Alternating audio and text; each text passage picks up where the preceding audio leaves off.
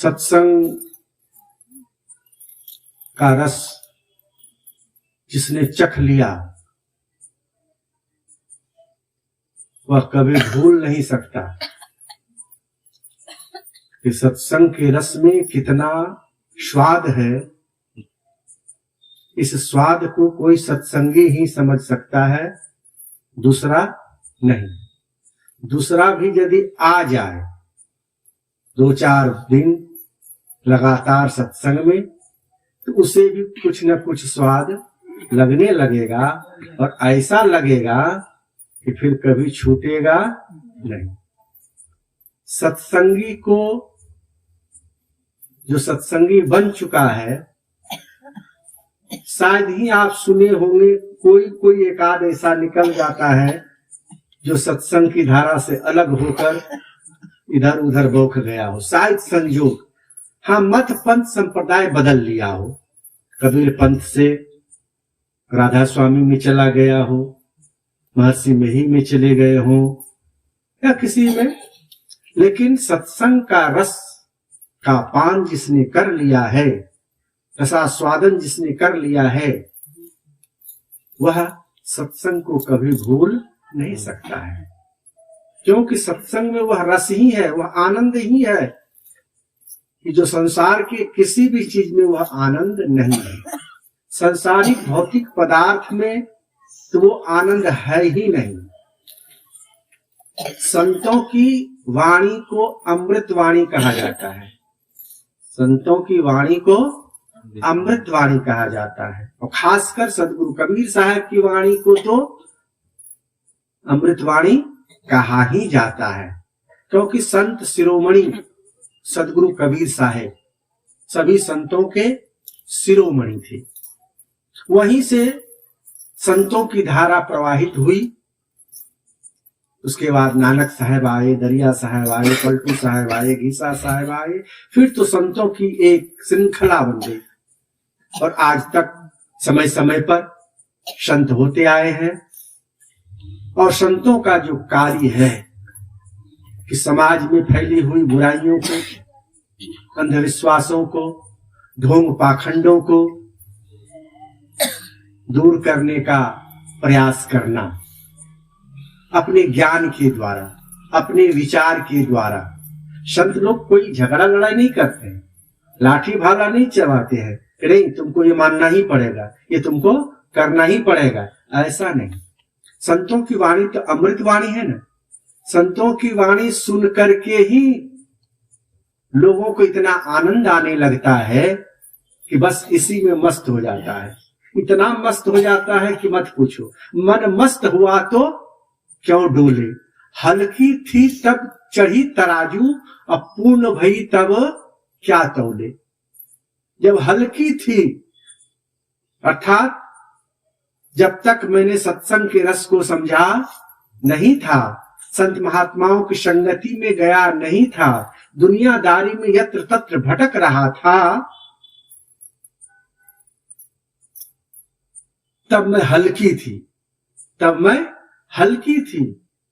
क्योंकि दुनियादारी में फंसा हुआ था, केवल वही बाल बच्चों में, घर गृहस्थी में।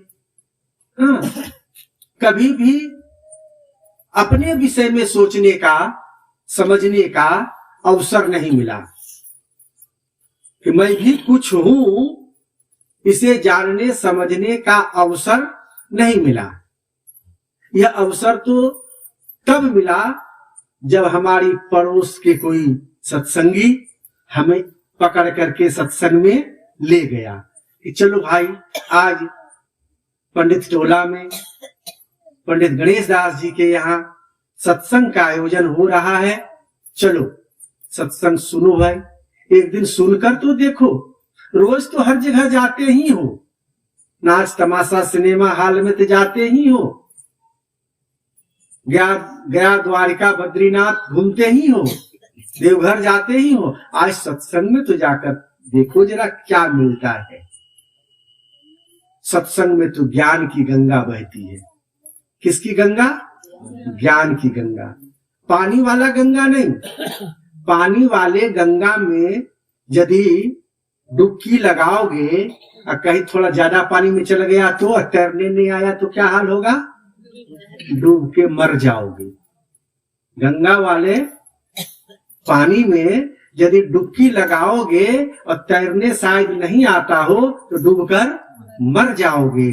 और संतों की वाणी रूपी पानी की गंगा में जब डुबकी लगाओगे तो जितना गहरा लगाओगे उतना जल्दी तर जाओगे। तरोगे कि नहीं? तरते हैं कि लोग नहीं? संतों की गंगा में, सत्संग की गंगा में जब स्नान करते हैं लोग, जब डुबकी लगाते हैं तो वह तर जाता है, वो भवसागर से तर जाता है, वो अपने जीवन से तर जाता है। जो मैला कुचैला जीवन था, सत्संग में आने से पूर्व जो मैला कुचैला जीवन था, अच्छा जीवन नहीं था। क्यों नहीं था? क्योंकि मांस मछली खाता था, पशुओं को मारकर। विचार करो, पशु का मांस कहीं खाने की चीज है जी? अभक्ष पदार्थ, अभक्ष पदार्थ का भक्षण करता था। दारू पीता था, ताड़ी पीता था, गांजा पीता था, बीड़ी सिगरेट पीता था, चरस पीता था, अफीम पीता था, पता नहीं क्या क्या पीता था।